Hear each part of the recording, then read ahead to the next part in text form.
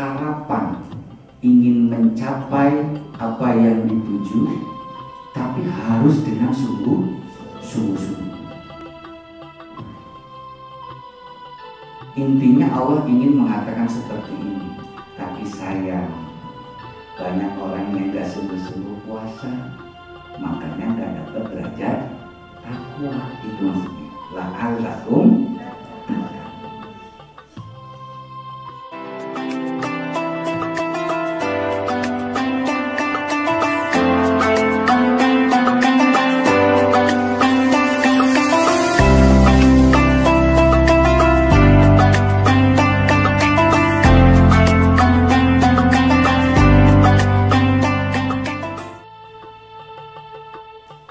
Takwa ini merupakan kumpulan daripada amal-amal soleh.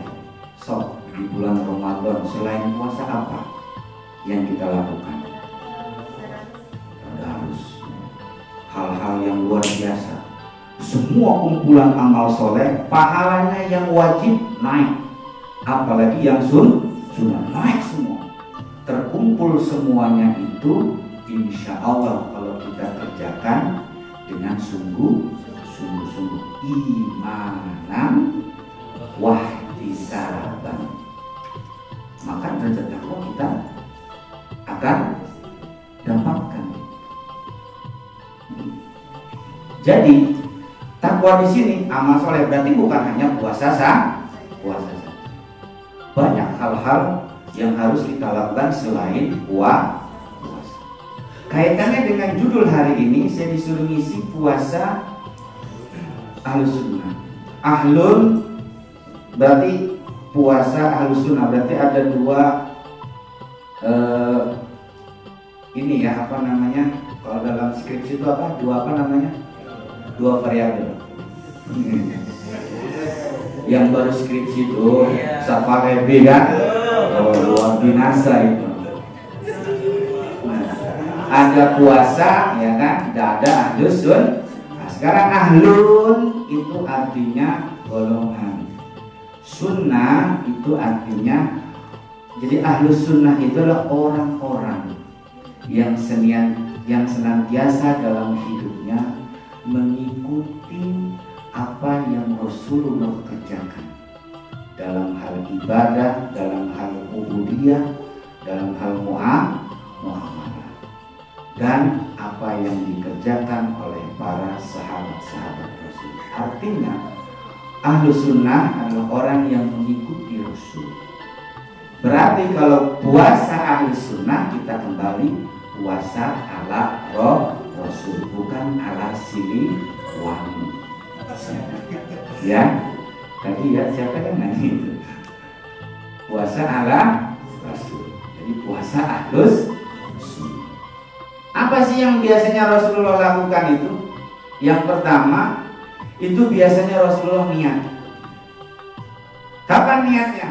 Kalau kita warga NU yang bermazhabkan Imam Asy-Syafi'i, itu biasanya sama-sama bareng-bareng setelah tarawih. Ada versi 3 niat dalam puasa. Nawaitu shauma ghadin an adai fardhi syahri ramadana hadhis sanati lillahi ta'ala. Ada yang ramadana hadhis sanata lillahi ta'ala. Ada yang ramadani hadhis sanati lillahi ta'ala. Mungkin nanti ada yang bertanya dan bisa menerangkan teman-teman Nahdlatul. Dari mana itu Ramadana hadis sanati? Dari mana itu Ramadana hadis sanata? Dari mana itu Ramadani hadis sanati? Semuanya benar. Yang nggak benar itu yang nggak puasa. Karena ini dari segi nafsunya saja. Itu ya niat Rasulullah. Kemudian setelah niat, malamnya beliau melakukan makan sahur. Tasahharu, sahurlah kalian, kata Rasulullah. Fa inna fis sahur, karena di dalam waktu sahur itu barakah, ada keberkahan. Dan perlu kita ingat, waktu sahur itu adalah waktu 30 menit sebelum adzan subuh. Ini biasa yang dilakukan oleh orang-orang soleh terdahulu. Mereka beristighfar. Wabil ashari hum yastaghfirun. Mereka senantiasa beristighfar. Mudah-mudahan ya kita juga bisa ya ketika Ramadan ya. Amin ya rabbal alamin. Beliau makan sahur. Setelah itu barulah kita sebelum siang itu apa yang dilakukan? Maka menahan diri dari hal-hal yang membatalkan dan merusak puasa. Perlu kita tekankan para asatidz dan ustazah, kadang kita terlalu fokus kepada hal-hal yang membatalkan puasa, tapi kita mengabaikan hal-hal yang merusak puasa. Padahal kalau dua-duanya kita perhatikan, insya Allah puasa kita bisa mencegah diri kita dari sengatan api neraka. Karena faedah puasa menurut hadis Rasulullah itu, kita akan dijauhkan oleh api neraka sejauh 70 tahun jarak kita dengan api neraka kalau kita benar-benar puasanya karena Allah. Jadi benar kata Rasulullah, banyak orang yang puasa hanya mendapatkan lapar dan haus. Karena apa? Tadi karena mengabaikan hal-hal yang merusak puasa. Fokusnya pada hal-hal yang membatalkan. Apa sih yang membatalkan puasa itu? Yang pertama ada 8 kalau masalah itu. Yang pertama, makan dan minum disengaja. 2, khurujul mani. Nah ini nih, khurujul mani bahaya ya, Ustaz Akbar ya. Siang-siang hari bolong mainin kucing, hati-hati itu sahabat. Apalagi kucingnya perempuan, awas itu ya, awas jangan usah-usah, itu bahaya itu. Ini disengaja ya. Nah, ketiga itu haid bagi perempuan. Keempat itu nifas. Bukan niat Ustaz. Niat itu nggak membatalkan puasa. Yang membatalkan puasa itu nifas. Terus kemudian murtad, jelas. Terus yang itu jima. Jima itu apa? Berhubungan badan. Terus yang terakhir itu junub tadi, junub. Itu yang membatalkan. Kapan kita mulai menahannya itu? Kulu washrobu hatta yatabayyana lakumul khaytul abyadu minal khaytil aswadi minal fajr. Nah, mulai dari situ kita menahan diri kita untuk tidak makan dan seterusnya, hal-hal yang membatalkan puasa. Itu yang dilakukan oleh Rasul. Kemudian setelah itu beliau takjil, mensegerakan takjil. Apa takjil? Berbuka puasa. Nah, ini juga banyak perdebatan mengenai doa berbuka puasa. Yang pertama apa? Loma daga sumpu, obika wala. Udah ada yang sampai situ. Terus birahmatika ya Rahmat. Ada yang zahabat dhama'u wa batallatil uruq wa tabatil ajru insyaallah. Biasanya Rasulullah hanya berdoa zahabat dhama'u wa batallatil uruq. Zahabat dhama'u artinya apa? Telah hilang haus dan dahak. Wasabatil ajru apa? Wabtalatil uruq artinya ini tenggorokan sudah basah. Kan udah disiram sama air. Masa masih kering aja? Jangan-jangan makan sambal.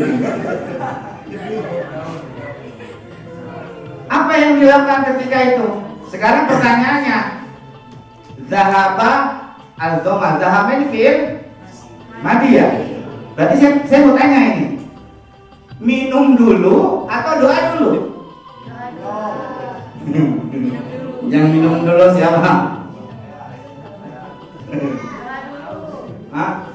Doa dulu ya. Ustazah Wilna bilang doa dulu. Oke. Ada yang bilang minum dulu, habis minum baru doa. Ya. Dua hal ini dikerjakan oleh Rasulullah. Terkadang Rasulullah minum dulu, terkadang berdoa, tapi lebih sering minum dulu. Makan dulu, makan gorengan. Ya. Jadi minum dulu, baru kemudian zahaba. Apa sih yang dimakan? Gorengan, Ustaz? Enggak juga. Beliau minum, kemudian memakan 3 kurma. Setelah itu beliau sholat. Kan ini puasa Ahlussunnah. Apa yang dikerjakan oleh Rasul? Kalau kita kan biasa, kita nungguin TV apa nungguin makanan? Ketika di rumah, bukan di pondok. Kalau di pondok kita di dapur. Kita kebanyakan nungguin jarum, Mas. Jarum belum ya. Malah ada yang memakruhkan ketika kita diem aja di meja makan nungguin, kita waktu kecil gitu kan, diem aja. Ini buat saya, ini buat saya, itu buat saya. Ujung-ujungnya nggak dimakan. Bener ya? Nah. Setelah itu beliau melakukan sholat tarawih. Nah, sholat tarawih kita dengan sholat tarawih Rasulullah itu kita nggak bakal bisa mengikuti Rasulullah. Beliau hanya 8 rakaat ditambah 3 witir. Itu kadang ba'dal isya sampai mau subuh. Ayat pertama ditungguin sama sahabat, baca Al-Baqarah. Rakaat pertama Bismillahirrahmanirrahim. Kayaknya udah mau habis nih. Terusin surat Ali Imran. Udah selesai. Diterusin surat An-Nisa setengah baru ruku. Kalau kita ini, saya ini tarawih saya ini mengikuti Rasulullah, nggak bisa. Kita mengikuti ulama yang udah mutaakhirin. Kita nggak bisa mengikuti beliau Muhammad Rasulullah. Susah. Kenapa? Karena setelah itu Isya itu beliau sampai mau sebentar lagi adzan itu baru selesai witir. Bahkan para sahabat itu hanya minum seteguk adzan. Yang penting dia minum atau makan 1 kurma sudah Isya apa subuh lagi. Kita sudah banyak rakaatnya. Kita 8 ya, insya Allah nanti terawih kita sama-sama 8 rakaat. Amin, amin kan. Tapi kalau 1 rakaat 1 juz gimana, Ustaz? Wow. Kadang 1 rakaat paling panjang itu ya surat Ar-Ra'aital ladzi yukadzibu bid itu paling panjang. Paling pendek ya Inna a'tainaka al-kautsar. Ya, kita nggak bisa. Jadi kalaupun rakaatnya pendek dalam fikih sunnah itu kelas 4, kalau rakaatnya pendek artinya 8, maka yang dibaca surat-surat panjang. Kalaupun rakaatnya itu sebelah 23, terus ada yang 36, terus ada yang 40 rakaat, itu bacanya memang pendek-pendek. Jadi semakin pendek surat yang kita baca, semakin banyak rakaat. Semakin dikit rakaatnya semakin panjang bacaan. Nah, inilah apa yang dilakukan oleh Rasul. Intinya mudah-mudahan karena memang di Ramadan nanti kumpulan daripada amal-amal soleh, dan itu merupakan tiket kita untuk menuju surganya Allah, kita bisa mengerjakan dengan maksimal. Mudah-mudahan Ramadan ini adalah bukan Ramadan terakhir, tapi kita kerjakan seakan-akan ini Ramadan terakhir. Artinya apa? Kita memaksimalkan diri, karena khawatir tahun depan siapa yang menjamin Ustadz Zulkifli bisa jumpa masih sama-sama di sini tarhib Ramadan tahun depan. Gak apa-apa kalau misalnya Ustadz Zulkifli mau duluan, kita belakangan gak apa-apa. Ataupun kita belakangan lah, Ustadz Zulkifli kita dorong aja duluan, gitu gak apa-apa. Kan kita nggak tahu, makanya menurut para ulama itu ketika kita melakukan amal soleh seakan-akan kita besok mati. Artinya apa?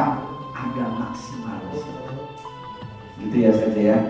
Mungkin saya cukupi, kita buka termin tanya jawab Ustaz ya. Karena sepertinya kalau saya yang ngomong doang nggak seru lah. Mungkin ada yang tanya jawab. Kalaupun saya nggak bisa, di sini ada senior kita. Dalam karma Ustaz Ahya Sorry yang akan bantu kita, bantu saya untuk membaca, menjawab pertanyaan dari para Ustaz dan Ustazah. Mungkin itu saja para asatidz dan Ustazah. Mudah-mudahan apa yang kita upayakan selama ini menjadi pahala bagi kita semua, dan kita mendapatkan keberkahan ilmu, keberkahan umur, dan Allah semuanya memberikan kepada kita keselamatan. Billahi taufiq wal hidayah. Wassalamualaikum warahmatullahi wabarakatuh.